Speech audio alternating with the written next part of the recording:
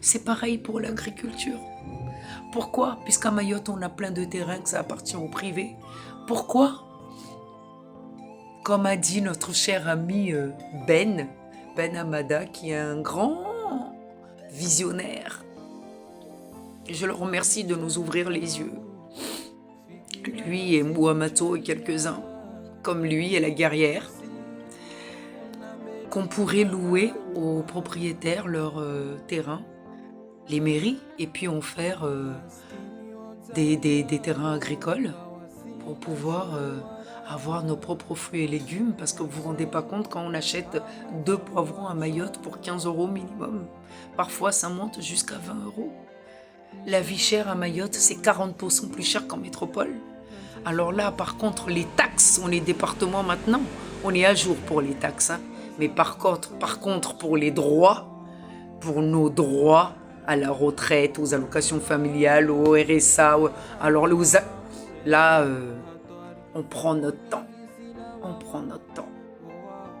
Par contre, ils s'acharnent à nous diviser pour mieux régner, parce que même ceux qui sont élus aujourd'hui, ils essayent de nous faire croire que tous les problèmes de Mayotte, c'est à cause des étrangers.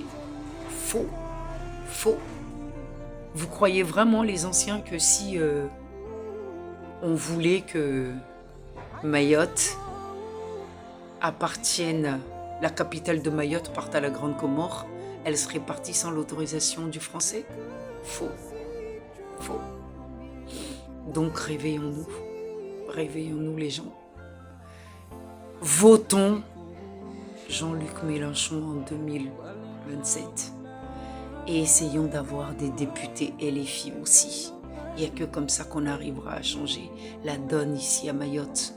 On est emprisonné, on vit chez nous avec des barreaux aux fenêtres et aux portes. À partir de 18 h, on ne sort plus. Et vous croyez réellement que ça va s'arrêter comme ça, l'immigration? Il faut trouver des vraies solutions. Le jour où nos frères comoriens seront bien chez eux, eh ben, ils n'auront aucune raison de venir ici. Et pour ça, il faut une vraie politique. Il faut une vraie politique.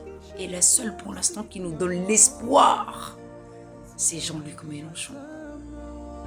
Donc, à bon entendeur. Et on va lutter, on va lutter.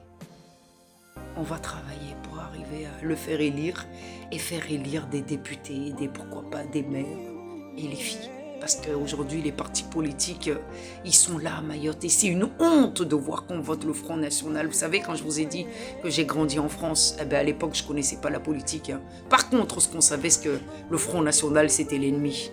On savait qu'ils n'aimaient pas les Noirs, on savait qu'ils n'aimaient pas les étrangers. Donc aujourd'hui, arriver chez moi à Mayotte, voir qu'on vote Front National, c'est une honte.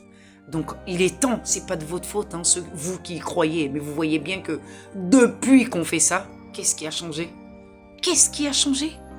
Rien. Et c'est même pire qu'avant.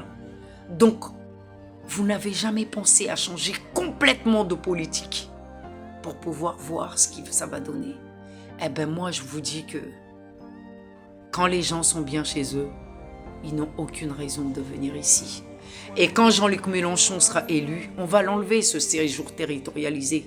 Parce que moi, je vous dis, je suis d'une maman comorienne. Les Comoriens, hey, ils aiment trop la France, hein. Ils aiment la France. Ils veulent pas de Mayotte, hein. Donc, ouvrons les frontières. Ils vont aller en France. Là-bas, il y a la place. Là-bas, il y a les institutions. Là-bas, il y a du boulot. Même ces Africains qui arrivent là, ils n'ont aucune intention de rester ici. Ouvrons les frontières. Et faisons surtout en sorte que même ces Africains-là, parce que c'est ça qui nous promet Jean-Luc Mélenchon, c'est de faire en sorte que tous ces mondialistes qui puisent les ressources des pays puissent enfin rester chez eux et que ces fameux pays puissent avoir le bénéfice de leur richesse. Donc, en avant pour LFI, en avant pour Mélenchon. Salam.